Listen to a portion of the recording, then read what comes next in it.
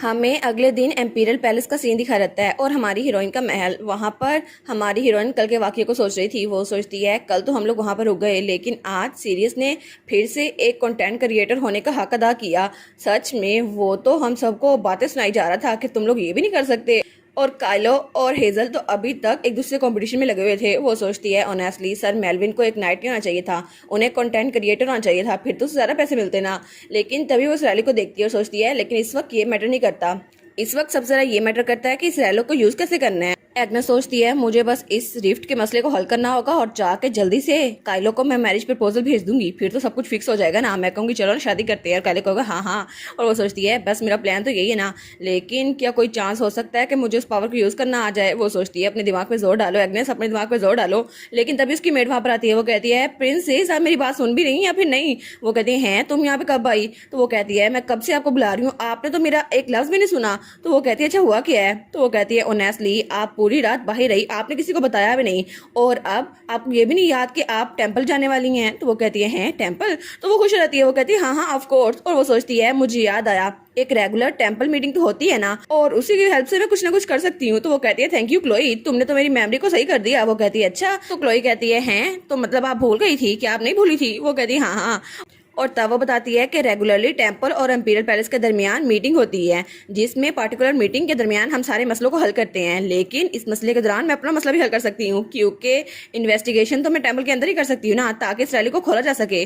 तो मुझे यही तरीका अच्छा लगता है। और वो सोचती है आज से तो मुझे रेमंड को देखना ही नहीं पड़ेगा, अब से तो काइलो ही मेरा स्कॉट नाइट रहेगा। और काइलो बाहर खड़ा हुआ था। और वो सोचती है ये बहुत ज़्यादा अच्छा था कि मैंने काइलो के साथ ये सब कुछ किया, उसने मुझे प्रपोज किया, लेकिन मैं बाल में उसको अकेला छोड़ के चली गई थी। और मुझे लगता है शायद मुझे उसे ठीक करना होगा, अब उसके साथ टाइम गुजारना होगा। और तभी थोड़ी देर बाद वो सोचती है सोचा तो मैंने यही था, लेकिन वो काइलो के साथ खड़ी थी और वहाँ और भी लोग आ गए थे और सब काइलो से बातें किए जा रहे थे। सर काइलो आपको मैं अपनी बेटी से इंट्रोड्यूस करवाऊं, क्या आपके पास कोई टाइम है। तो काइलो कहता है नहीं असल में। तो हमारी सोचती है काइलो की रेपुटेशन तो अच्छी होती जा रही है ना, लेकिन मुझे इतनी जलन क्यों हो रही है। मैं तो यही चाहती थी ना कि उसकी रेपुटेशन अच्छी हो जाए, लेकिन जब वो किसी और से मिल रहा है तो मुझे इतना सारा बुरा क्यों लग रहा है। और तब वो सोचती है लेकिन अच्छा है शायद काइलो को दूसरे से घुलने मिलने का मौका मिले। तो तभी काइलो कहता है मुझे माफ कीजिएगा ऐसा मुमकिन नहीं है। तो हमारी कहती है क्या। तो वो कहता है आज मैं यहाँ पर हाई हाइनेस की स्कॉट के तौर पर आया हूँ, तो मैं आज किसी के साथ भी नहीं मिल सकता और मैं उनकी साइड नहीं छोड़ सकता।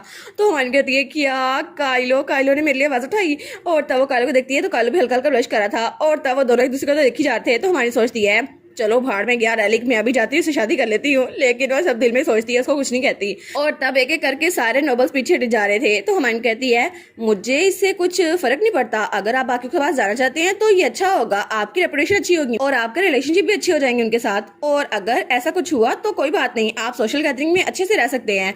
और उसके बाद वहाँ पे कुछ और लेडीज आई थी। तो हमारी कहती है लेकिन मैं सोशल गैदरिंग्स को इतना अटेंड नहीं कर पाई ना, तो मुझे इस स्टोरीज के बारे में कुछ नहीं पता, मैं इस टेंपल के बारे में स्टोरीज को सुनना चाहूंगी। तो वहाँ एक लेडी आती है। वो कहती है ओ अगर आप टेंपल की बात कर रही हैं तो हमने एक वाक्य सुना हुआ था, क्या आपने गॉडेस के स्टैचू की टेंपल में स्टोरी सुनी है। वो कहती है क्या गॉडेस का स्टैचू।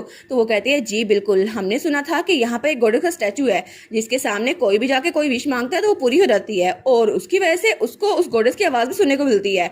तो हमारी सोचती है कि यार इसका मतलब ये वही गॉडेस तो नहीं जिसे मैंने इनकाउंटर किया था, जो मुझे यहाँ पर लेके आई थी। वो कहती है क्या आपको पता है उस गॉडेस का स्टैचू कहाँ पर है। तो वो कहती है नहीं नहीं ये तो मुझे खुद भी नहीं पता, लेकिन मैंने सुना था कि एक लड़की यहाँ पर गई थी और उसने गॉडेस से बात की थी, लेकिन ये बातें सिर्फ सुनी सुनाई हैं, हम में से किसी ने ये एक्सपीरियंस नहीं किया। तो हमारी सोचती है हाँ हाँ हो सकता है। और वो कहती है मे बी आपके लिए इतना ज़्यादा इंटरेस्टिंग ना हो। तो मैंने कहती है नहीं नहीं ये तो बहुत ज़्यादा इंटरेस्टिंग है। और वो सोचती है ये सिर्फ रूमर्स ही क्यों ना हो, लेकिन मुझे लगता है इस वर्ल्ड में ये पॉसिबल हो सकता है, तो मैं भी ये जरूर करूंगी। तब वो काइलो से कहती है सर काइलो अगर कोई मसला ना हो तो क्या मैं अपने रूम में वापस आ सकती हूँ। तो वो कहता है क्या योर हाइनेस। तो वो कहती है हाँ मैं सोच रही थी थोड़ा सा ब्रेक ले लूँ क्योंकि मैं बहुत ज़्यादा थक गई हूँ, तो क्या हम लोग कमरे में वापस चले। तो काइलो कहता है आप ठीक तो है ना, कहीं आपको कोई मसला तो नहीं है। वो कहती है नहीं नहीं कोई मसला नहीं है। असल में वो सोचती है मुझे गॉडेस का स्टैचू को ढूंढना होगा ना, तो मुझे कुछ करना होगा, लेकिन मैं काइलो को तो ये नहीं बता सकती ना। तो काइलो कहता है योर हाइनेस। तो वो कहती है मैरी गोल्ड, मेरा दिल कर रहा है मैरी गोल्ड चाय पीऊँ, तो क्या मेरे लिए वो ला सकते हैं। वो कहता है जी। तो हमारी हिरन थोड़ी एम्बैरस हो गई थी। वो कहती है असल में मेरा दिल कर रहा था वो चाय पीने का, तो क्या आप मुझे वो ला के दे सकते हैं। वो कहता है जी मैं अभी थोड़ी में वापस आ जाता हूँ, और उसके बाद वहाँ चला गया था। तो हमारी सोचती है कायलो तो बहुत ज़्यादा सस्पिशियस हो रहा था मेरे लिए, लेकिन आई एम सॉरी कायलो। और तब वहाँ पर देखती है तो वहाँ पे क्लोक पड़ा हुआ था। वो कहती है अच्छा तो मुझे ये चोगा पहनना ही होगा, और तब उसने वो पहन लिया था। वो सोचती है अगर मैंने ये पहना तो किसी को पता नहीं चलेगा कि मैं असल में यहाँ की प्रीस्टेस नहीं हूँ, और तब वहाँ से गुजरने लगती है। और वो सोचती है मुझे वो गॉडेस स्टैचू ढूंढना ही होगा कि उस रैली को खोलने का तरीका देख सकूं। लेकिन तभी वो इधर देखती है। वो कहती है ये जगह तो बहुत ज्यादा बड़ी है, मैं कहाँ ही ढूंढूं। तभी उसे किसी की आवाज आती है इवनिंग प्रेयर तो शेड्यूल हो गई है ना, है ना। तो वो कहती है क्या, और तभी उसको एक दरवाजा मिलता है। वो उसमें चल जाती है। वो कहती है मुझे थोड़ी देर के लिए यहीं पे छुपना होगा, और तब वो अंदर आ गई थी। वो कहती है फाइनली किसने मुझे देखा नहीं। तभी वो अपनी हुडी को नीचे करती है। वो कहती है ये जगह, वो कहती है क्या ये जगह, ये तो प्रेयर रूम है ना जिसको कोई यूज नहीं करता। तभी वो आगे आने लगती है तो उसके पास से कोई चीज टकराती है। वो कहती है क्या ये क्या चीज है, और वहां पर एक सिंबल बना हुआ था। वो कहती है मैं इसको जैसे मर्जी देखूं, लेकिन ये सिंबल तो मैंने पहले कभी भी इस टेम्पल में नहीं देखा। वो कहती है क्या ये सिंबल, मुझे लगता है कि ये कोई क्लू हो सकता है। तो तभी वहां पर कुछ लिखा हुआ था, उस गॉडेस की तस्वीर थी। वो कहती है क्या यही वो गॉडेस है जिससे मैं मिली थी, लेकिन वहां पे कुछ लेटर्स थे। वो कहती है यहाँ पर तो लिखा हुआ है कि सबसे हाईएस्ट पॉइंट सबसे फॉरसेकन प्लेस है, तो बाकी चीजें रिकॉर्ड बुक में है। वो कहती है रिकॉर्ड बुक, और तब वहां पर देखती है तो वहां पे वो बुक पड़ी हुई थी। वो कहती है यहाँ पे कुछ भी नहीं लिखा, शायद मैं ही गलत थी। लेकिन तभी वहां पर कुछ डेकोरेशन बनी हुई थी। वो कहती है ये डेकोरेशन, ये तो उस गॉडेस के बाल में जो हेयर क्लिप थी उसकी जैसी है, तो शायद हो सकता है यही क्लू हो ना। तभी वो उस सिंबल को देखती है जो जमीन पे बनी हुई थी, तो वहां पर भी यही पैटर्न बना हुआ था। वो सोचती है मे भी यही काम कर जाए, और वो कहती है हेड, आर्म्स और फीट ये तो लोएस्ट पॉइंट है ना, तो मुझे लगता है ऑफ कोर्स इसका आंसर ही इसका हेड ही होगा। तब उसको थोड़ा सा प्रेस करती है और वहां पर जमीन में सीढ़ियां निकल आई थी। वो कहती है क्या स्टेयर्स, तो वो कहती है ये जगह मे बी ये वही जगह हो जिसकी वजह से मुझे गॉडेस का स्टैचू मिल सकता है। और तब वहाँ चली जाती है, और जब वहाँ पे जाती है तो सच में वहाँ गॉडेस का स्टैचू था। वो कहती है फाइनली मुझे ये मिल ही गया, तो ये वही जगह थी ना।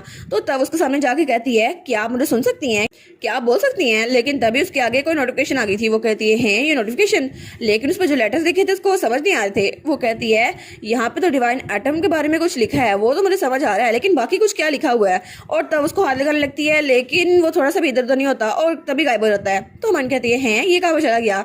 वो कहती है मुझे कोई और क्लू ढूंढना चाहिए, और तभी वो पिलर के पास आती है और उसको प्रेस करती है, और उसके पाँव के नीचे एक मैजिक सर्कल पेयर होता है। वो कहती है क्या ये काम करेगा, लेकिन तभी वो टेलीपोर्ट होकर बाहर आ गई थी। वो कहती है मैं बाहर आ गई, इसका मतलब है कि मैं उस कमरे से बाहर निकल आई हूँ, लेकिन मुझे अंदर जाना होगा, मुझे और भी आंसर ढूंढने होंगे। लेकिन तभी वहां से एक प्रिंस और प्रिंसेस गुजरते हैं। तो वो कहते हैं तुमने सुना प्रिंसेस आज पहुंचने वाली थी, क्या तुमने देखा उनको। तो तभी हमारी सोचती है क्या ये मुझे जानती है, तो इसका मतलब है मैं पकड़ी जाने वाली हूँ। लेकिन तभी वहां पर काइलो आता है। वो कहता है योर हाइनेस, और उसको पिलर के पीछे छुपा लेता है, और वो वही उसके सामने खड़ा था ताकि वो लोग उसको देख ना सके। तो हमारी सोचती है क्या काइलो ने मुझे बचा लिया, लेकिन मैं तो काइलो से भी झूठ बोला था। तो तभी वो लोग वहां से गुजरते हुए सोचते हैं मैं तो बैंक्वेट में जाना चाहता हूँ। तो वो लोग वहां चले जाते हैं, और हमारी सोचती है काइलो वो तो मेरे जरा करीब है और उसने मेरी जान बचाई। तो काइलो उनके जाने के बाद कहता है मुझे माफ कीजिएगा योर हाइनेस, लेकिन आप जल्दी में लग रही थी इसलिए मैंने आपको छुपा लिया। तो वो कहती है नहीं इट्स ओके, और वो सोचती है इसने तो मेरी हेल्प की है। तो तब वो कहते हैं ऐसा लगता है वो लोग अब चले गए। तो वो कहती थैंक यू, क्या हम लोग भी वापस चलें। और उसके बाद वो लोग कमरे में वापस आ गए थे।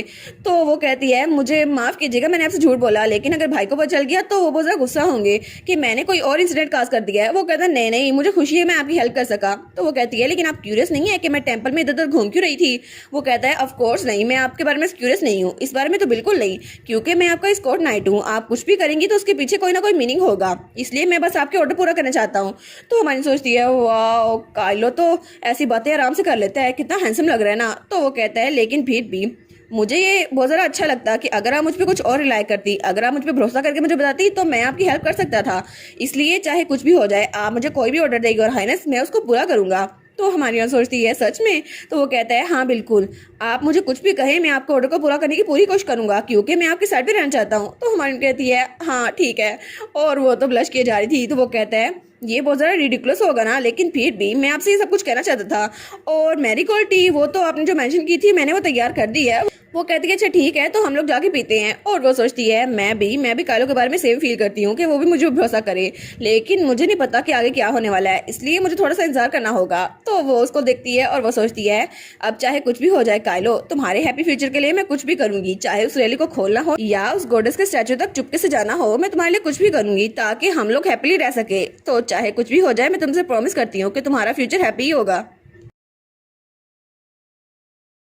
और इसी के साथ ये वाला पार्ट यहीं पर ख़त्म। तो आप लोग बताइएगा आप लोग को ये पार्ट कैसा लगा, और वीडियो को लाइक और चैनल को सब्सक्राइब लाजमी कीजिएगा।